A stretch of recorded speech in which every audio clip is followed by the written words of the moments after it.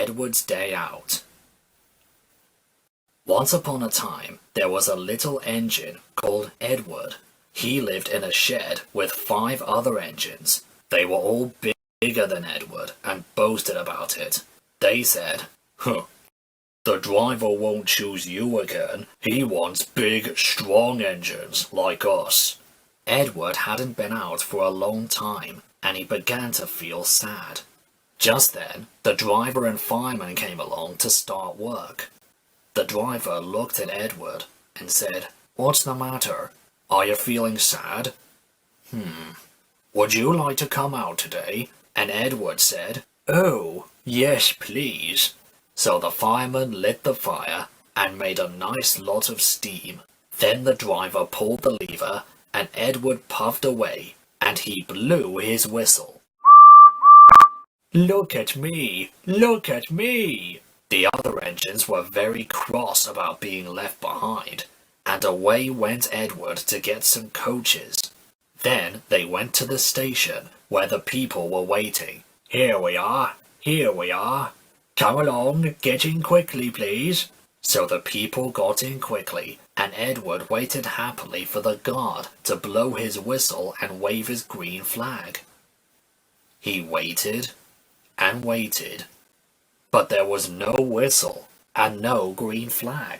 Edward was getting anxious. "Where is the guard?"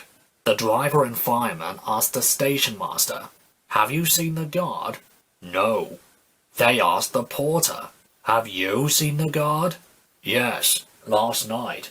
Edward began to get cross. "Are we ever going to start?" Just then a little boy shouted, "Here he comes!" And there the guard was, running down the hill, with his flags in one hand and a sandwich in the other. He ran onto the platform, blew his whistle, and jumped into his van. Edward puffed off. "Here we go, here we go." He did have a happy day. All the children ran to wave as he went past, and he met old friends at all the stations. He worked so hard that the driver promised to take him out again the next day. And he told the other engines at the shed that night, "I'm going out again tomorrow. What do you think of that?" But he didn't hear what they thought, for he was so tired and happy that he fell asleep at once. Edward and Gordon. One of the engines in Edward's shed was called Gordon. He was very big and very proud. "You watch me this afternoon, little Edward, when I rush through with the express. That will be a splendid sight for you." Just then, his driver pulled the lever. "Goodbye, little Edward. Look out for me this afternoon." Edward went off too to do some shunting. Edward liked shunting. It was fun playing with trucks. He would come up quietly and give them a quick pull, and the trucks would scream out, "Oh, oh, oh, oh, oh, whatever is happening?" Then Edward would stop quickly, and the silly trucks would bump into each other. "Oh, oh, oh, oh, oh!" Edward pushed them until they were running nicely, and when they weren't expecting it, he would stop. One of them would be sure to run onto the other line. Edward played until there were no more trucks. Then he stopped to rest. Presently, he heard a whistle. And Gordon came puffing along very slowly and very crossly. Instead of nice shining coaches, he was pulling a lot of very dirty coal trucks. "A goods train, a goods train, a goods train. The shame of it, the shame of it. Oh, the shame of it." He went slowly through with the trucks clattering and banging behind him. Edward laughed and went off to find some more trucks. Soon afterwards, a porter came and spoke to Edward's driver. "Gordon can't get up the hill. Will you take Edward and push him, please?" They found Gordon halfway up the hill, and he was very cross. His driver and fireman were talking to him severely. "You're not trying, Gordon. You're not trying at all." And Gordon said, "I can't do it. I can't do it. Those noisy trucks hold an engine back so. If they were coaches, clean, sensible things that come quietly, that would be different. Edward's driver came up. We've come to push you. No use at all. Well, you'll wait and see. They brought the train back to the bottom of the hill. Edward came up behind the brake van. I'm ready. It's no good. The guard blew his whistle, and they pulled and pushed as hard as they could. Gordon pulled. I can't do it. I can't do it. Edward pushed. I will do it. I will do it.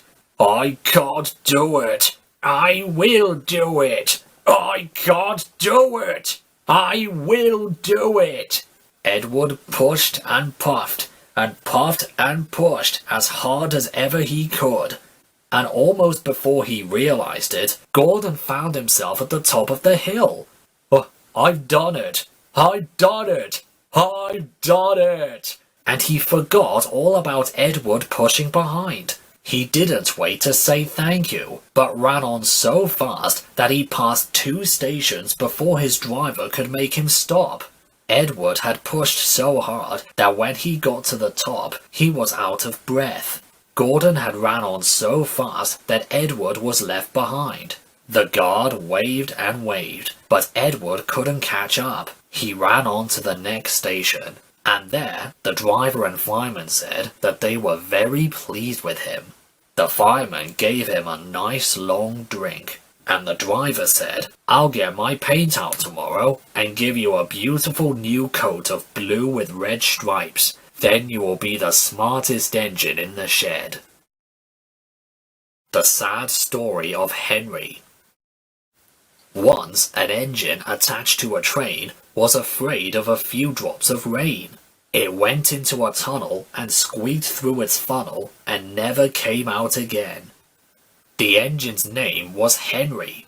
His driver and fireman argued with him, but he wouldn't move. He said, No, no, I shan't come out. The rain will spoil my lovely green paint with red stripes. The guard blew his whistle until he had no more breath and waved his green flag until his arms ached. But Henry stayed in the tunnel and blew steam at him.